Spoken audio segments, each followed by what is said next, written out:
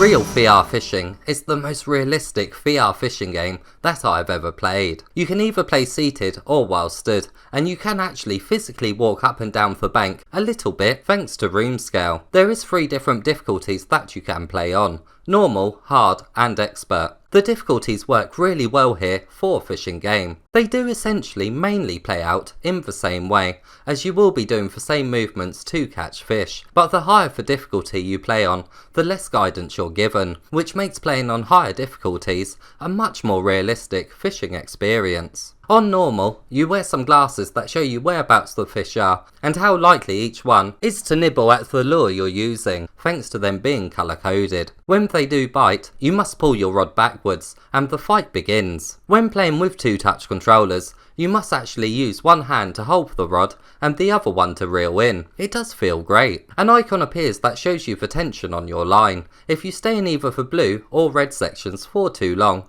the fish will get away. Reeling in the fish will move you closer to the red section, and not reeling in will put you closer to the blue section, so the game is all about timing. Every so often, the fish will swim in a certain direction, which requires you to pull the rod in the opposite direction, and they can also jump out of the water, which gives you the chance to stun them briefly by whipping the rod. If successful, you want to start reeling them in more quickly than normal, as not much tension is applied to the line in these moments. On the hard difficulty, instead of wearing glasses, you're given a screen to look at just before you cast out. When you have cast, the screen disappears, and unlike the normal mode, there is no icon that displays the tension on your line, so instead you must look at the actual line itself for guidance, as it does change colour. You know which way to pull the rod back to when the fish starts to fight, thanks to the water splashing. Even in this mode, it's pretty realistic. On the expert difficulty, you're given no guidance at all before casting. The only help you're given is the tension colour on the line. In all of the modes, you do feel vibration coming from the touch controllers, but in this mode,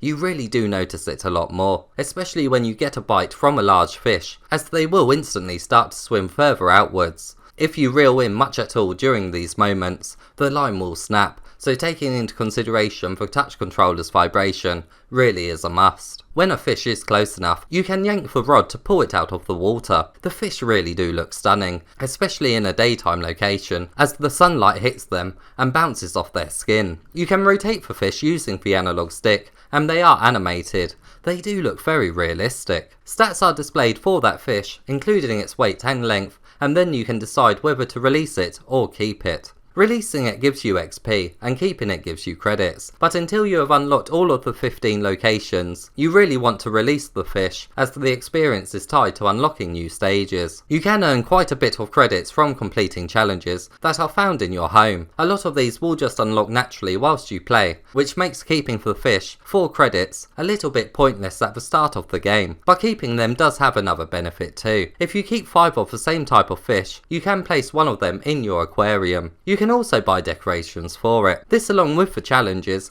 is a bit of fun for completionists. You can also buy new rods, reels and lures from the store. There isn't a massive selection to choose from, but during my playthrough, a new item was buyable at a pretty decent pace. Not only do new rods allow you to catch different fish, but when you return to a previous location, larger fish are found there, which makes revisits just as intense as the new locations. The majority of my playthrough was on the normal difficulty. It took me around 3.5 hours to unlock every location. There is a reason to play on higher difficulties though, as the fish you catch will give you an increase in rewards. Online leaderboards also make an appearance, which will likely urge fishing fans to play on. One thing that is kept track of here is your season score, and then the other boards are for the largest type of fish caught. Now let's take a look at how many fish Mr Oculus has caught. He's been playing the game all day. What are you doing? You're not even fishing! Of course I'm not. I don't even like fishing. But I can certainly appreciate the scenic views this game has to offer. So you're basically just using this game as a chill out spot. You play these games how you want to, and I'll play them how I want to.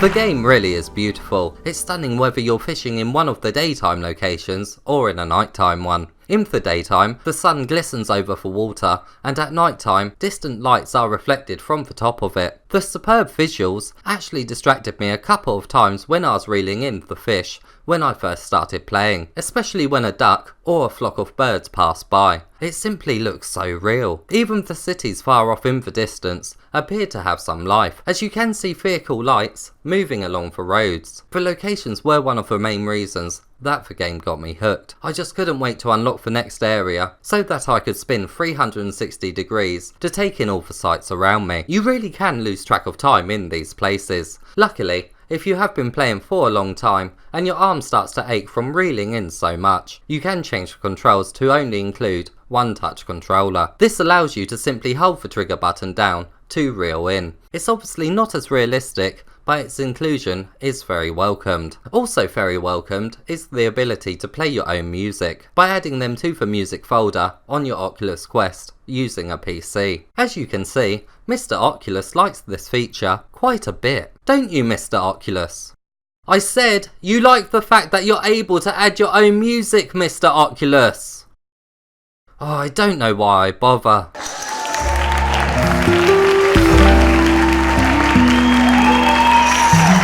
One of the best bits about this fishing game is being able to play the game how you want. The difficulty system just combines so well for this type of game. It ensures gamers who are looking for a more arcadey fishing game are happy, and it also appeals to people who want a more authentic fishing experience. There is also rare fish that you can catch. These really are rare, as I didn't see many at all during my playthrough, so the fishing waiting game is present here for you too, if you enjoy it. If you're not a massive fishing fan, I'm not quite sure if this will hold your attention for a very long time, as it can start to get pretty repetitive about halfway into the game due to not many things changing up the actual gameplay. But for casual gamers and completionists, the aquarium and challenges along with the amount of fish you can catch may just get you a little hooked. Haha, get it, Mr Oculus? A little hooked.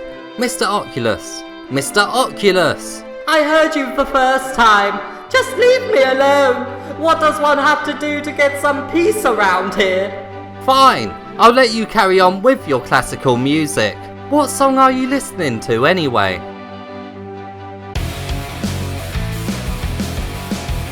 What on earth is this?